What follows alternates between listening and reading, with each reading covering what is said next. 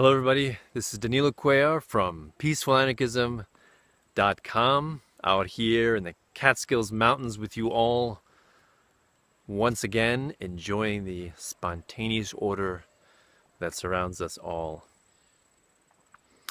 So I was camping recently with some friends, and we were hiking through the woods, and we noticed a dead tree that was fallen over, and one of the mothers mentioned the cycle of life,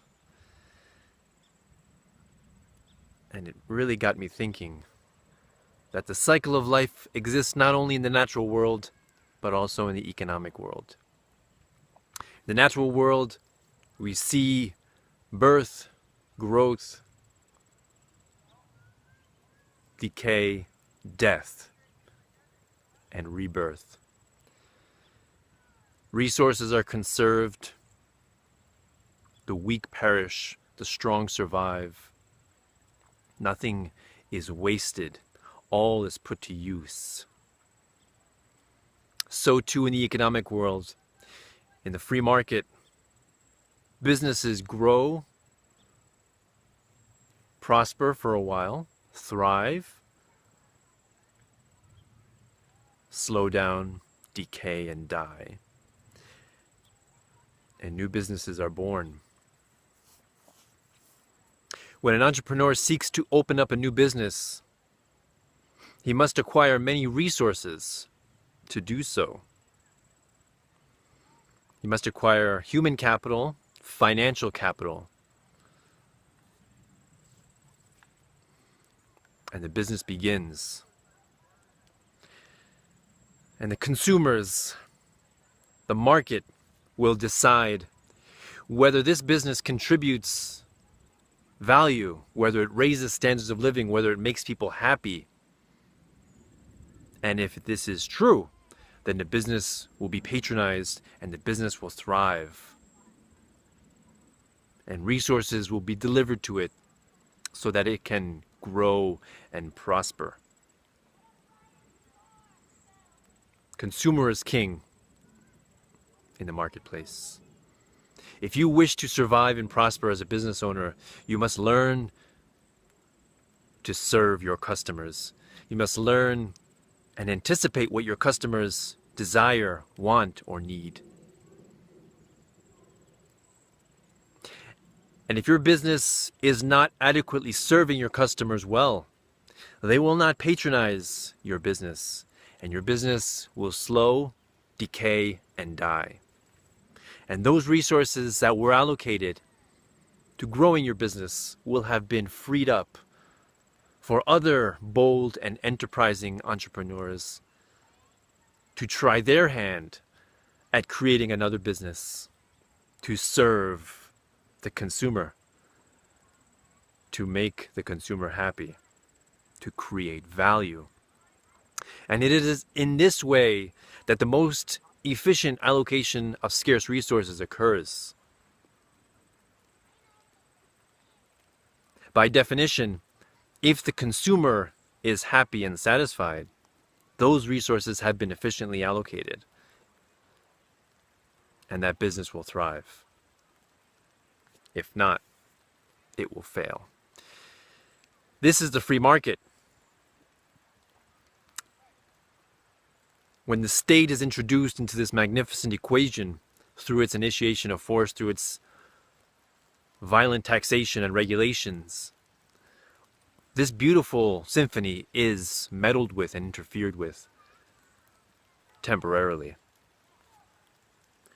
Zombie institutions are propped up, artificially maintained through bailouts, through subsidies, through rent-seeking, through sovereign immunity, through manipulation of prices, wage floors, price ceilings, what have you.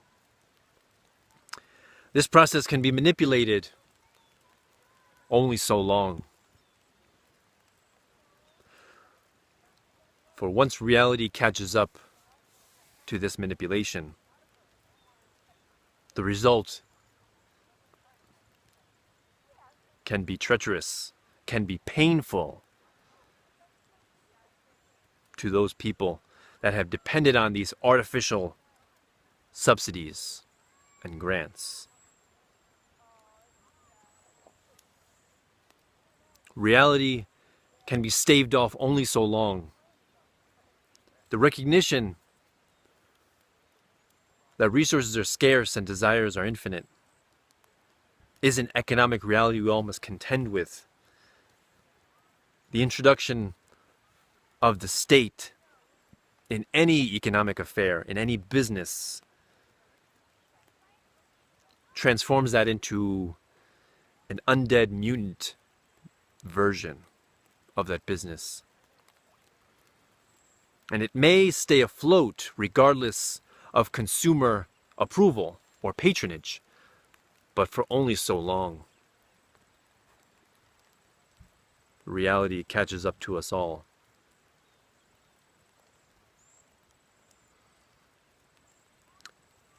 So we must understand that there is a cycle of life in the economic world, just as there is a cycle of life in the natural world. And it is a beautiful symphony of wondrous proportions. And the introduction of any initiation of force or state influence results in a cacophony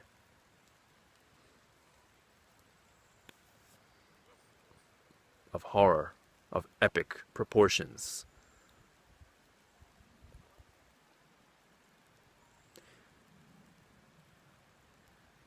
We must get back to the free market. We must allow businesses to fail that must fail. We must allow businesses to succeed based on their own merits, a meritocracy of business. This is the survival of the fittest in the business world, and this is the efficient allocation of scarce resources. This is the preservation of scarce resources. This is what environmentalists should be excited about. This is how you preserve resources, by allowing the market to function unhindered and uninhibited, free.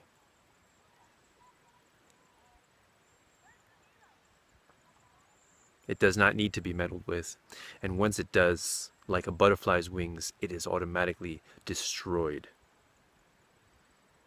Resist the state in all of its manifestations.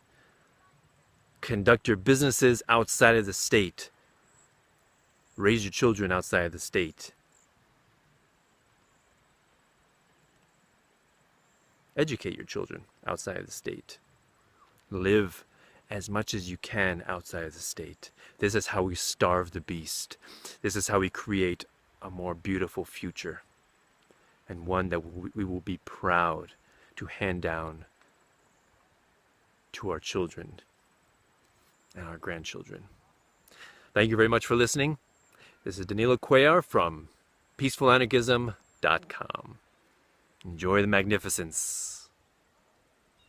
Have a wonderful day.